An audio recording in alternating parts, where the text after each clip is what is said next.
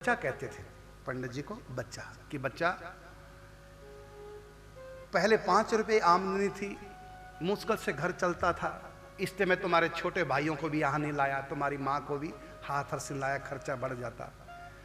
और अब तुम्हारी नौकरी लग गई, अब बाप बेटा दोनों कमाएंगे, घर बढ़िया चलेगा, तुम्हारी बहनें हैं, भाई हैं, उनके विवाह भी करने हैं, सगाइयाँ करनी है, ये सब तब दोनों कमाएंगे, घर ढंग से चलेगा। अब तक तो गरीबी की जिंदगी जी रहे थे। तो पंडित जी अपने पिताजी से बोले कि पिताजी पहले 5 रुपए में गुजारा चलता था, आपकी पे 5 रुपए थी, अब मेरी नौकरी लगी, मेरी 7 रुपए हो गई।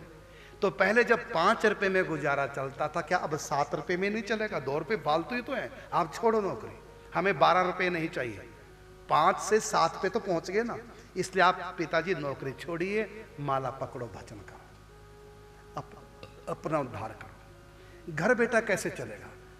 का पिताजी जब 5 रुपए में घर चल रहा था तो क्या 7 रुपए में नहीं चलेगा? 2 रुपए फालतू ही तो है।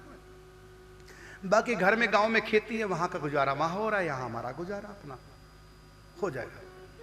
पिताजी नहीं माने। जब पिताजी नहीं माने तो पंडित जी बोले मैं नौकरी छोड़ रहा हूं, मैं करूंगा भजन, हम 5 रुपए में गुजारा कर लेंगे, नमक से रोटी खा लेंगे।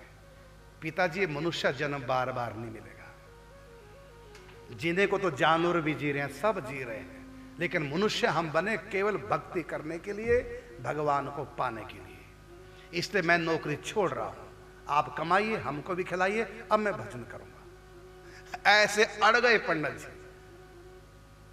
तो अंत में पिताजी को हार माननी पड़ी, कहा ठीक है बेटा मैं भजन करूंगा।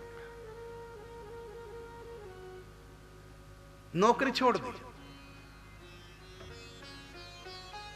माला झोली लाके देते, और पिताजी की कैसे सेवा करते थे, पिताजी से पहले जगते। और आजकल तो पिताजी जगते हैं, बच्चे को लात मार के जगाते हैं, ये हाल है। लेकिन पिताजी से पहले जग जाना, और लोटा जल का, क्योंकि उन दिनों घर में बाथरूम नहीं थे, शौचालय बाहर जाते थे, तो लोटा जल का भर के पिताजी के पास रखते।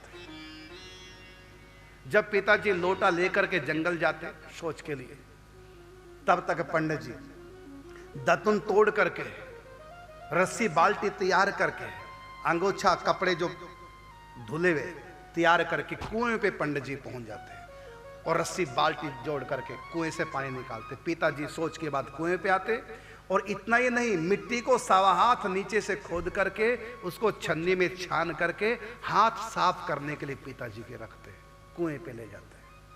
फिर अपने हाथों पिताजी के हाथ धुलाते, फिर उनको देते, क्या बोलते हैं, दतुन देते, और फिर रस्सी से बाल्टी से पानी कुएं से निकाल कर पिताजी को स्नान कराते, और यहां तक कि पिताजी को कमर स्वयं पिताजी की साफ करते। पिताजी को ऐसा भी ना करना पड़े, जैसे एक मां बच्चे की सेवा करती है, ऐसे पुत्र अपने पिता की सेवा करता है, ऊपर लोटे से जल डालता है, पूरी मर्दन करते हैं, और फिर अपने हाथों पिता को स्नान के बाद तौलिया पोंछने नहीं देते, तौलिए से नहीं, मैं स्वयं पोंछूंगा।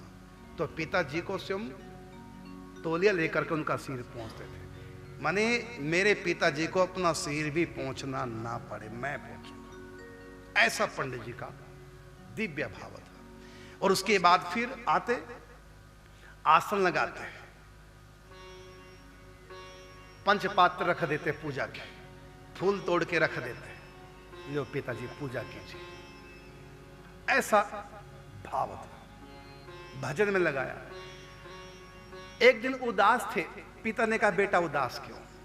तो पंडित जी बोले पिताजी से कि पिताजी आपकी सेवा का तो अवसर मुझको मिल रहा है, लेकिन माँ की सेवा नहीं कर पा रहा हूँ, माँ गांव में रहते हैं, मेरा मन है कि मैं माँ को भी यहीं बुला लूँ। और तब लीला भी हुई थी, पंडित जी की पे बढ़ गई थी, 7 रुपए से 10 रुपए हो गई थी, कि आमदनी भी बढ़ गई है, और मैं माता जी को बुला लूँ।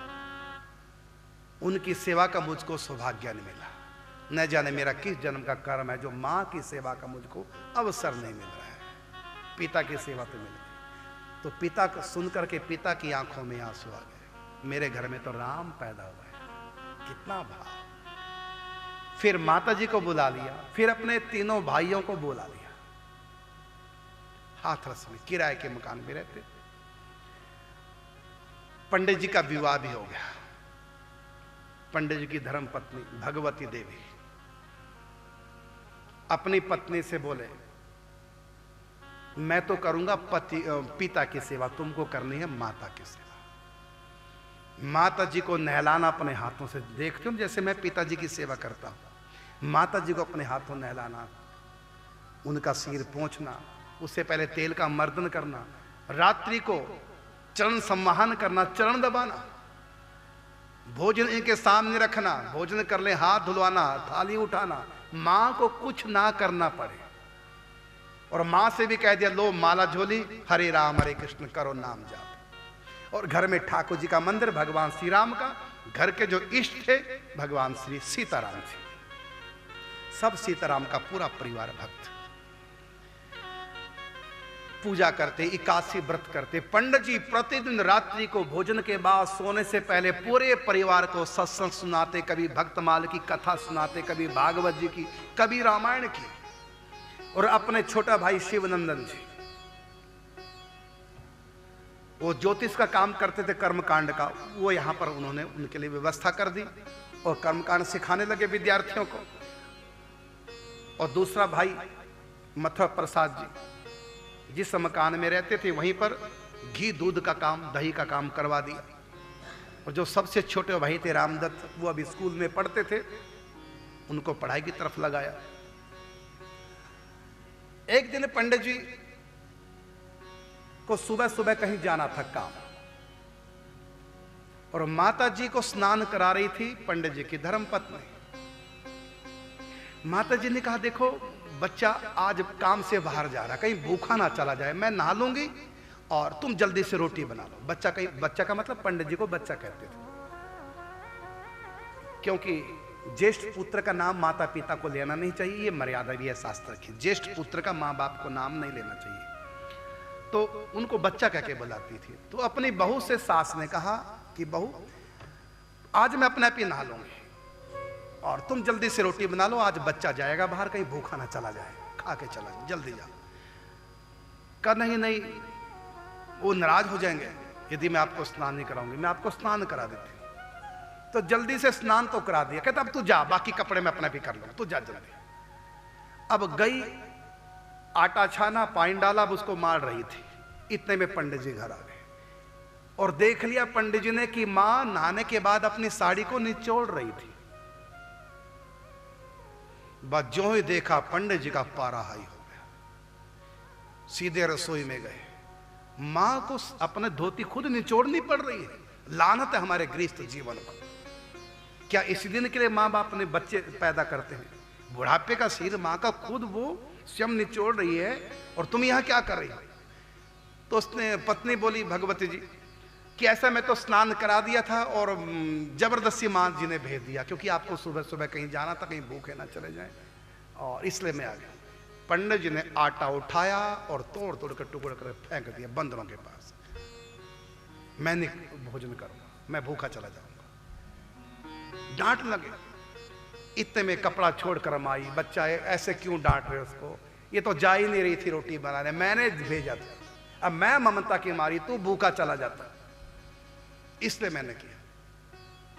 वो पकड़ के मां को बाहर ले गए गुस्से में पंडित जी, और बाहर जाके हंसते बोले कि मां मैं नाटक कर रहा हूं, गुस्सा थोड़ी है, एक दिन भूखा चला जाऊंगा, कम से कम जीवन भर उसको याद रहेगा कि मां की सेवा में कोई कमी ना रहे, मैं तो नाटक कर रहा था, ऐसे बोले और काम पे चले गए।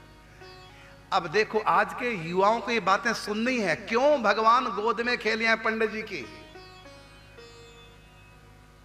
जो मैं कहता हूं अपने परिवार से प्रेम कीजिए, भगवान नाराज नहीं होते, प्रसन्न होते हैं। अब इससे ज्यादा मां बाप से और कौन प्रेम कर पाएगा। और पत्नी से कितना प्रेम करते थे, ये नहीं कि पत्नी को डांटते थे फटका, ऐसा नहीं, वो तो एक नाटक खेला था। पत्नी से इतना प्रेम करते थे, जब पत्नी बीमार पड़ी आप सुन के हैरान हो कि उनकी लैट्रिन उस टाइम धोते थे पंडित जी, जबकि घर में और महिला भी वो भी कर सकती थी। लेकिन पंडित जी ने कहा नहीं, जब तुमने मेरी इतनी सेवा की, आज तुमको मेरी आवश्यकता है। और रोने लगी कि मेरी लैट्रिन तो कम से कम साफ मत कीजिए। इस अच्छा भगवान मुझको उठा ही ले।